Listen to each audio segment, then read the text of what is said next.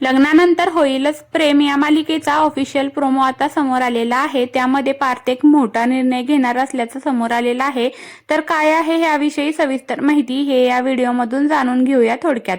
पार्थ बाहेरून येतो आणि हॉलमध्ये काव्य आणि जीवाला एकत्र बसलेलं बघून त्याच्या मनात गैरसमज निर्माण होतो आणि त्या दोघांना एकत्र बघून त्याला वाईटही वाटतं। त्यामुळे तो साईडला उभा राहतो आणि त्यांचं बोलणं ऐकू लागतो।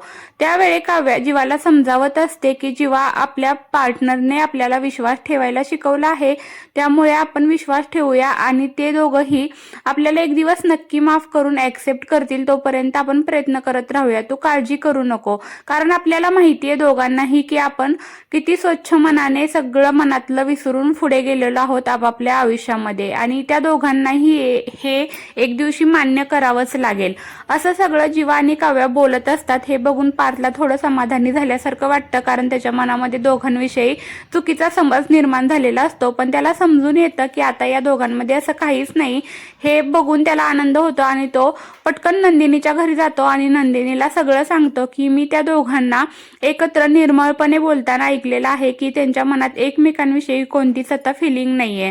त्याच्यामुळे आपण त्या दोघांना ऍक्सेप्ट करायला काहीच हरकत नाही, कारण त्यांच्या आयुष्यात दुसरं कोणी पास्टमध्ये असतं तरी पण आपण त्यांना ऍक्सेप्ट केलंच असतं। तर हे तर आपले बहीण भाऊ आहेत, त्याच्यामुळे आपण ह्यांना नक्कीच ऍक्सेप्ट करायला हवं। नंदिनी, तुम्हाला काय वाटतं?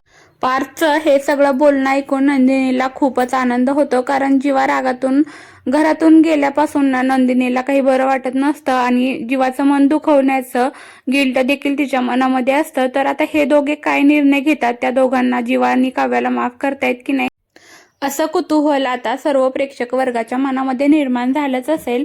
तर या मालिकेचे संपूर्ण एपिसोड म्हणजेच 19 ते 21 मिनिटापर्यंतचे जे एपिसोड टीव्हीला प्रदर्शित होतात ते तुम्हाला पूर्ण बघायला आवडतील का, ते पण टीव्हीच्या अगोदर? हे मला नक्की कमेंट करून सांगा। मी